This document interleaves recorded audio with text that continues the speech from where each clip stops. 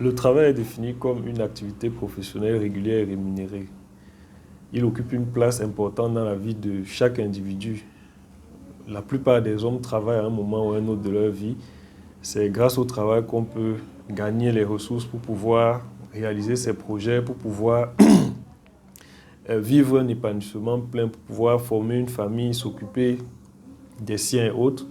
Et le travail est tellement important qu'il fait partie même de l'identité d'un individu, puisque lorsqu'on se présente, on a tendance à demander qu'est-ce que vous faites dans la vie.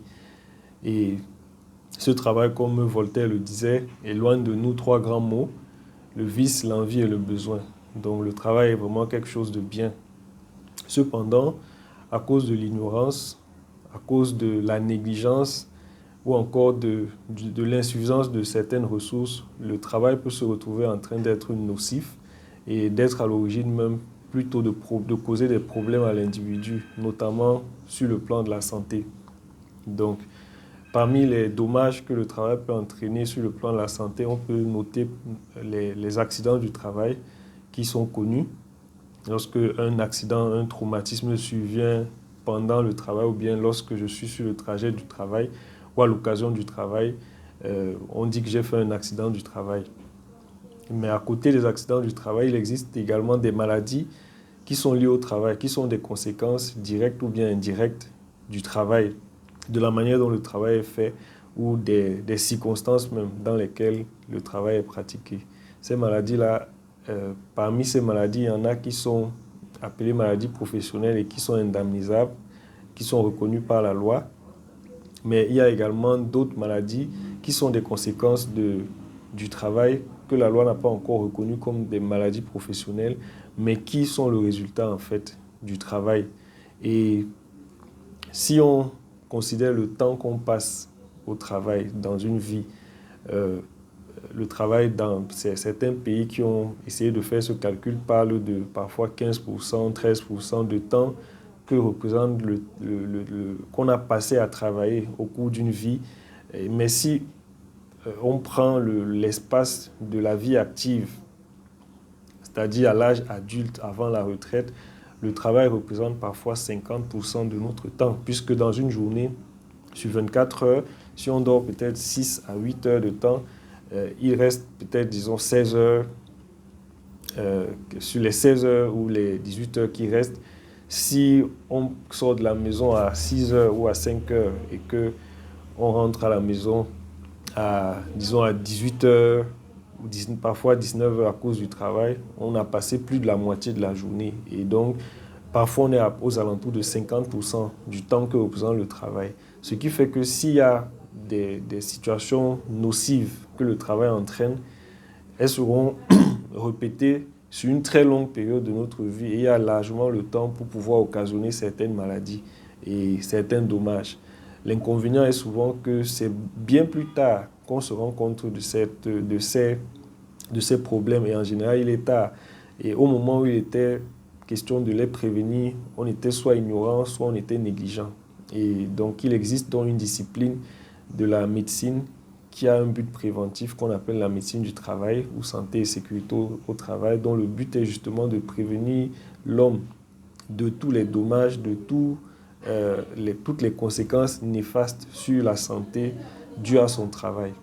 Et cette discipline donc, est obligatoire pour certaines entreprises dont les risques sont importants ou bien qui ont un certain nombre d'employés, mais il existe d'autres entreprises ou les petites entreprises ou même encore le secteur informel dans lesquels cette discipline n'est pas pratiquée. Mais pourtant, le besoin y est. On a vu des mamans venir à l'hôpital parce qu'elles avaient des difficultés respiratoires. Elles n'arrivaient pas à respirer. On a diagnostiqué une insuffisance respiratoire. On cherche, on se rend compte qu'elles ne fument pas. Mais après, on va voir que c'est une braiseuse de poisson. Elle braise le poisson depuis des années. Ou encore, c'est quelqu'un qui travaille au feu de bois, mais dans un espace clos. On a beaucoup de chauffeurs qui ne travaillent pas forcément dans des sociétés, qui travaillent même à leur propre compte, qui, à partir d'un certain âge, commencent à avoir des lombalgies, mal au bas du dos. Après, on dit qu'ils ont des arthroses, en réalité, qui ont été favorisées, aggravées par leur activité professionnelle. Il y a beaucoup de professions dont les gens ne sont même pas conscients, et très souvent même aussi dans le secteur informel, qui sont à l'origine de maladies professionnelles. Et normalement, chaque individu devrait savoir quels sont les risques qu'il court dans l'exercice de son activité professionnelle et par quels moyens est-ce qu'il peut les prévenir. Parfois, il s'agit de petites mesures, juste comment s'asseoir, comment se lever, dans quel espace, comment aérer l'espace, ce qu'il faut éviter de faire, des petits conseils, des trucs qui ne coûtent pas cher, mais que si on applique sur le long terme, préviennent la survenue de certaines maladies. Malheureusement, soit par ignorance, parce qu'on ne sait pas, la plupart des personnes à qui on va poser la question, quels sont les risques que ton travail peut entraîner, ne seront pas capables de les donner. Et si on ignore un mal, comment est-ce qu'on peut le prévenir, comment est-ce qu'on peut le combattre? Donc, en ce 28 avril 2022, la Journée internationale de la santé et sécurité au travail, vraiment, je profite de l'occasion pour sensibiliser les uns et les autres à vraiment prendre conscience que toute activité professionnelle a un risque pour la santé. Et chacun devrait chercher à savoir, soit directement, soit en se rapprochant des professionnels, quels sont les risques liés à son travail et trouver le moyen de les prévenir. Même si la loi ne l'oblige pas, c'est pour nous-mêmes. Parce que quand on arrive à la retraite, c'est dommage que l'argent qu'on a gardé, on soit en train de le dépenser.